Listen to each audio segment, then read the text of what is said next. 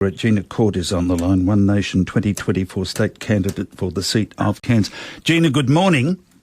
Good morning, John. How are you? I'm well, thank you. Tell me why you've called in. Good. Well, we've got a busy weekend coming up, so I just thought I'd let everybody know where we're going to be. Tomorrow morning, Saturday, we'll be at IGA P Street for a listening table between 9 and 11. Yes. On Sunday, we have Pauline Hanson joining us, and we will be at Rusty's Markets from 8:30 till 9:30. On Sunday at 11 a.m, we're having a crime forum at Yorkeys Knob Boat Club at 11 a.m. on Sunday. Yes. And then Sunday afternoon, we'll be at South Football Club from 3 till 5. And then on Tuesday night, we're doing a big crime forum at Gazali's with Pauline. I am charging for that one because it's cost me $2,600 to hire the venue, so we are charging $20 a ticket. But we do have giveaways, we have auctions, we have a lot happening that night. So, and we have canapes, so there is some food as well. You have a lot happening that night. You have a lot happening all together. That just took my breath away, how many commitments you've made for the next few days. I don't know how you keep up the pace. It's worth it, John. We're fighting for a good cause, which is Cairns. Yeah. So it's worth all the effort. Now, let me just take this up with you briefly. This business about this poor bloke last night, just 7 o'clock, 7:15, whatever, walking down, he'd gone off Spence Street, obviously. He would have been on McLeod Street. And what happens, these creatures, in numbers, spot him. They're 13 and 14 and 15, and they start pummeling with rocks. Then they start chasing him, so he's running for his life. He steps into Cairns Central thinking, I'll be safe in here. And they catch up with him inside Cairns Central, beat the daylights out of him, rob him, etc. He ends up in hospital. This is like 7:30 at night in one of the most high-profile tourism centres in Australia. And nothing is done about what is happening to these victims. Anyone that steps into our CBD at night now is at risk of becoming a victim because there is nothing effective being done. Those kids, same kids, went down there to the foreshore and then started hitting on the various restaurants and restaurateurs, etc. Just completely out of control. This is madness. Can you talk to Pauline about this?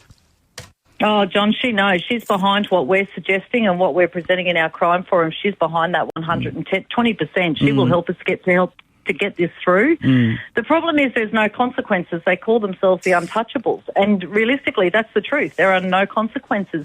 I think I've said to you before, even if these kids get arrested, we've sat through the courts. We have watched it. Nobody gets charged. No. And all of these stories are coming out, but there's no feedback on did that child actually get charged? Did they get sent somewhere? Did they get taken off the street? There's no follow-up on that, John, and the problem is there's nowhere for them to go, and that's what our solution is. It is somewhere for them to go, but it's also a way to break the cycle.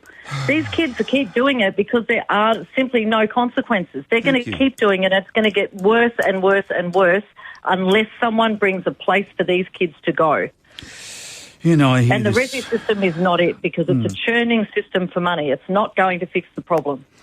And I keep hearing this again and again, the adult crime, adult time call, and that's fine. But tell us how it's really going to work. Give us confidence that you know how bad the problem is, how difficult it's going to be to confront it and sort it out and get started on it. But, you know, you've got these trite little throwaway lines and that doesn't convince people anymore.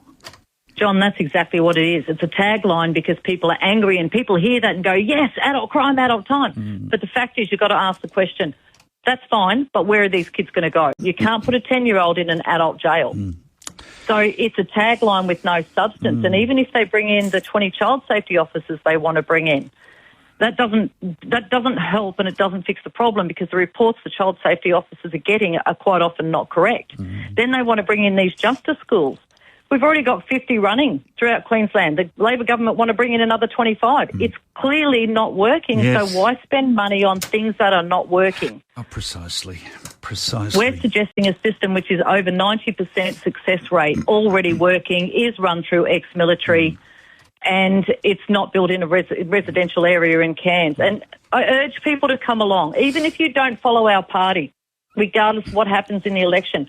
We as a community together are going to need a plan going forward because it's obvious the other parties don't have a plan at all. So if we want some peace, we're going to have to stick together and create it ourselves. Very because well it's not said. going to happen any other way. Very, very, very well said. Just before you go, once again, those opportunities coming up over the next few days, where and when? Tomorrow morning we'll be at IGA P Street, 9 o'clock till 11 o'clock. On Sunday morning we'll be at Rusty's Markets, 8:30 till 9:30. On Sunday also at 11 o'clock we'll be at Yorkeys Knob Boat Club presenting a crime forum. On Sunday, 3 till 5 at South Football Club, there'll be a meet and greet. And on Tuesday night, there's a crime forum with Pauline Hanson at Gazali's. It is $20 a ticket because the venue costs $2,600 to book, but there are prizes and auctions and all sorts of things happening that night. So we are making a bit of a night of that one. Excellent. Good on you, Geena. More power to you. Thank you. Thank you so much for your help, John. Thank you. That's Have a Geena good Court, day. One Nation 2024 state candidate for the seat of Cairns, Geena Court. It's 14 to 12.